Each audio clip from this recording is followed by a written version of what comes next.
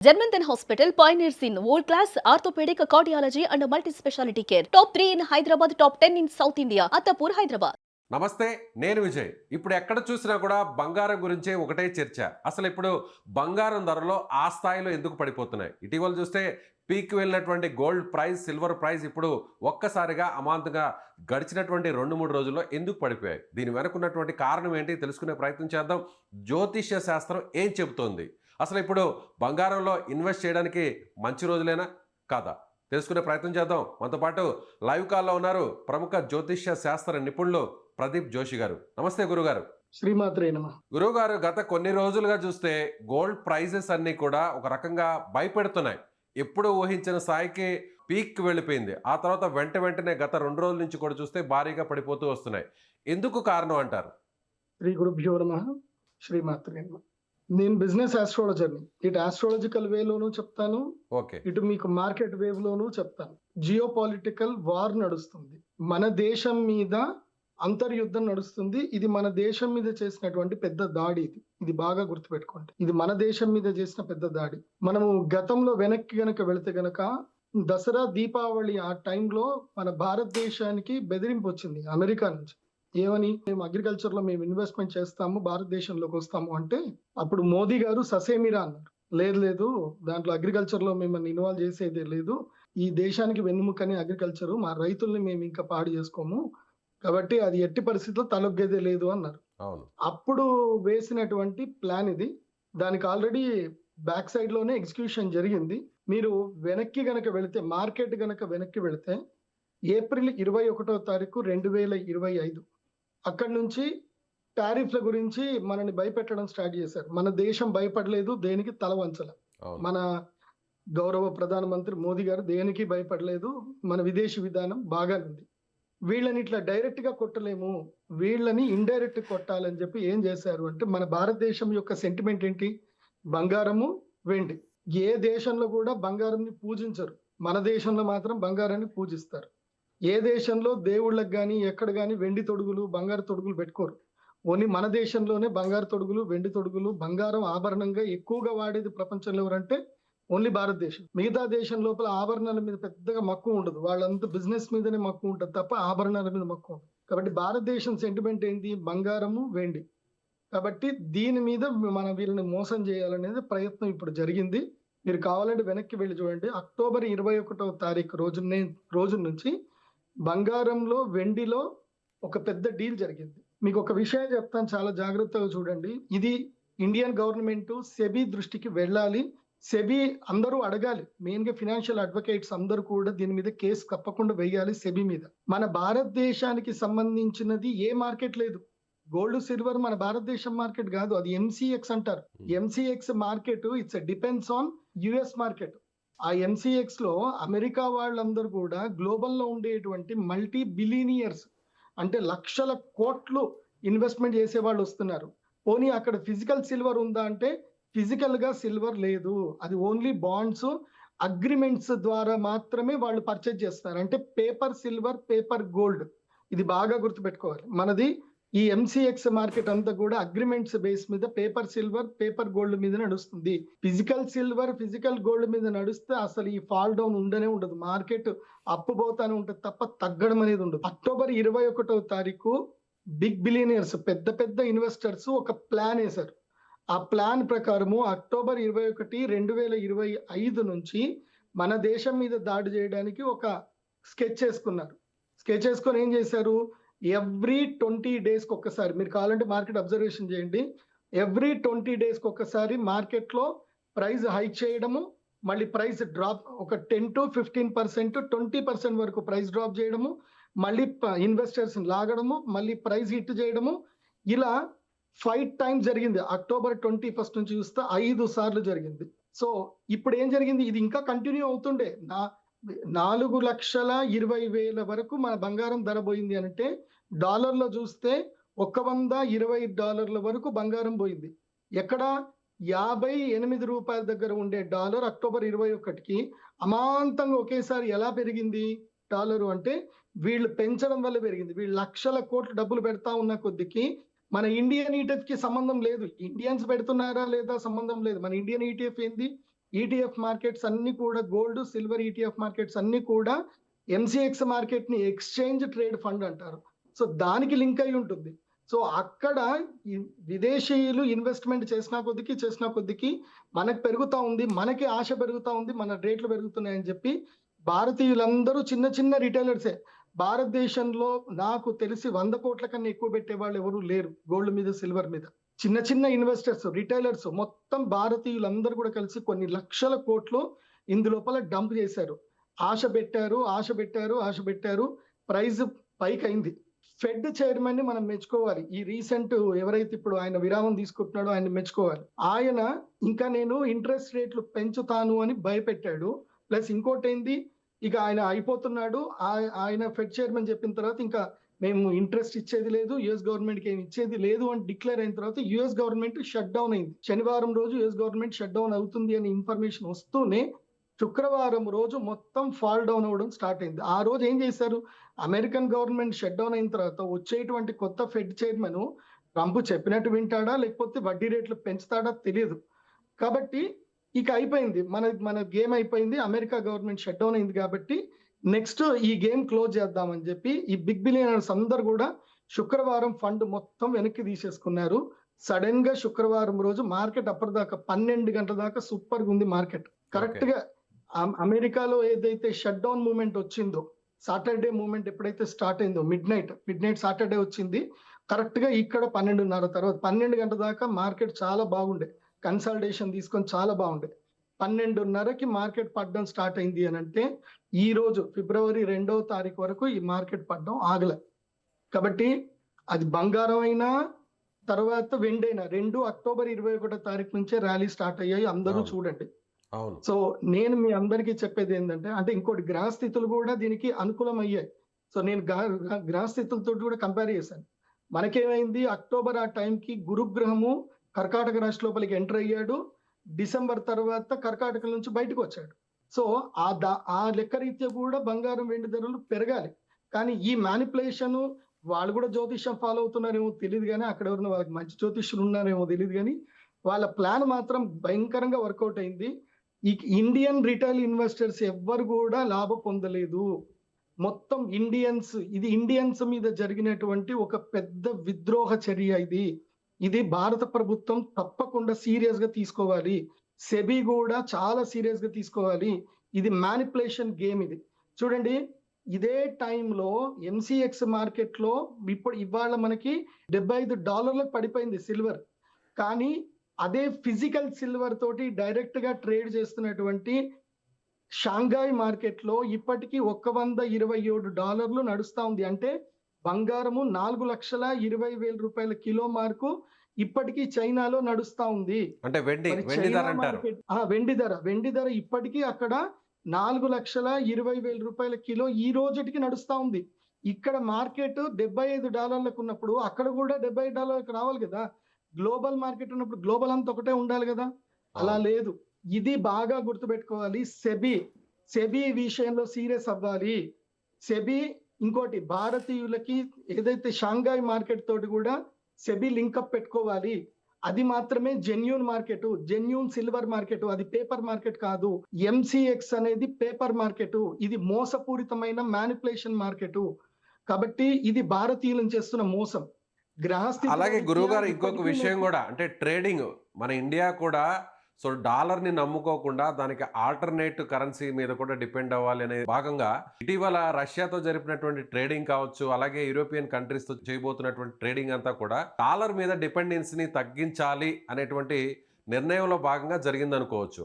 అయితే ఇప్పుడు ఆ నిర్ణయం వచ్చిన వెంటనే అదును చూసి ఇప్పుడు బంగారం రూపంలో ఇండియా మీద దెబ్బ కొట్టాలనేటువంటి ప్రయత్నం అనుకోవచ్చు ఇదంతా. అదే కదా నేను ఇప్పటిదాకా చెప్పిన స్టోరీ అంతా అదే. ఇండియాని దెబ్బ కొట్టాలంటే ఇండియన్ సెంటిమెంట్ మీద కొట్టాలి. ఇవాళ కొన్ని లక్షల కోట్లు ఆవిరయ్యాయి. ఎవరు తీసుకున్నారు? సెబీ ఎంక్వైరీ చేయాలి. ఇన్ని లక్షల కోట్లు ఎవరి దగ్గరికి పోయాయి? సెబీ తప్పకుండా ఎంక్వైరీ చేయాలి. ఇంత లాభం ఎవరు తీసుకున్నారు? ఎవరు సడన్ గా ప్రైస్ డ్రాప్ చేశారు? ఎందుకు ఇది జరిగింది? ఇది తప్పకుండా భారత ప్రభుత్వము అండ్ నేషనల్ ఇంటెలిజెన్స్ సెక్యూరిటీ వాళ్ళు కూడా దీని మీద సీరియస్ తీసుకోవాల్సిందే.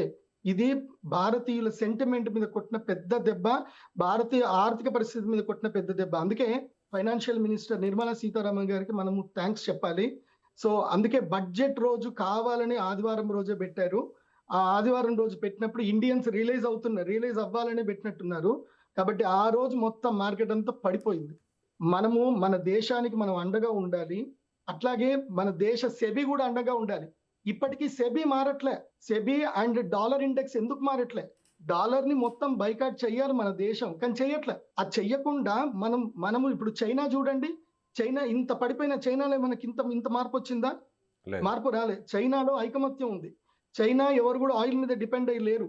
ఓన్ ఈవీ ప్రొడక్ట్స్ తయారు చేసుకున్నారు. ఓన్ మైనింగ్స్ స్టార్ట్ చేసుకున్నారు.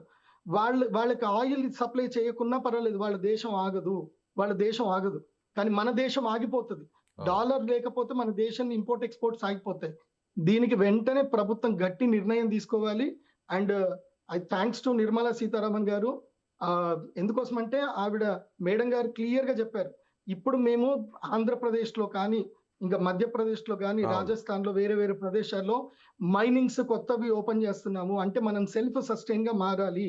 మన దగ్గర కూడా సిల్వర్ అండ్ గోల్డ్ మైన్స్ ఉన్నాయి. మనము ఓన్ ప్రొడక్షన్ చేసుకోవాలి. మన సొంత మార్కెట్ రావాలి.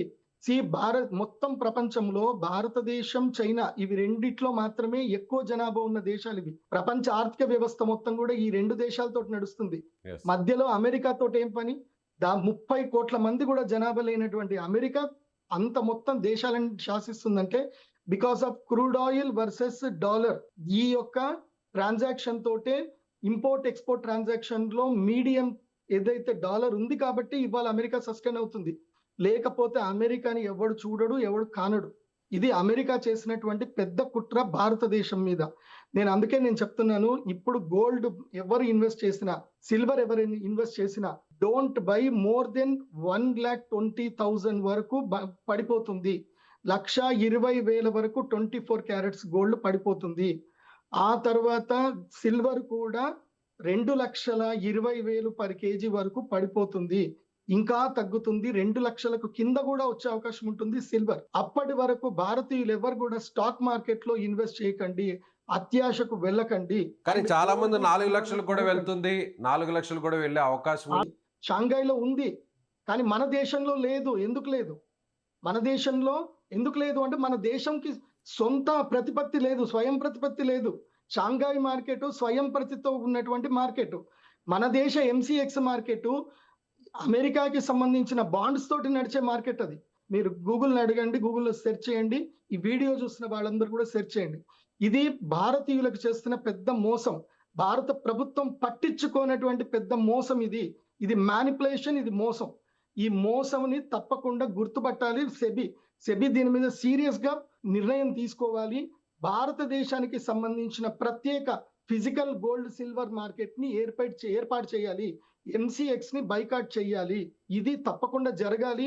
ఈ వీడియో చూస్తున్నటువంటి ఎవరైనా సరే ప్రొఫెషనల్ ఫినాన్షియల్ అడ్వకేట్స్ ఉంటే గనక దీని మీద తప్పకుండా హైకోర్టులో, సుప్రీంకోర్టులో పిటిషన్ వేయాలని నేను కోరుకుంటున్నాను. నేను ఆ రోజు గనక సుమన్ టీవీలో గనక ముందే గనక నేను చెప్పి ఉండకపోతే, శుక్రవారము మార్కెట్ పడిపోతుంది అని నేను ముందే గనక చెప్పి ఉండకపోయింటే ఇవాళ ఎంతో మంది ఇన్వెస్ట్మెంట్ చేసుకొని ఎంతో మంది కోల్పోయేటట్టు. నాకు చాలా మంది ఫోన్ చేసి థ్యాంక్స్ చెప్తున్నారు.